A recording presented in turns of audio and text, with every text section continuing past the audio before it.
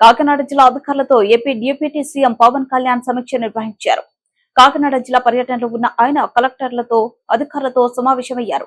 జిల్లాలోని ప్రధాన సమస్యలపై చర్చించారు.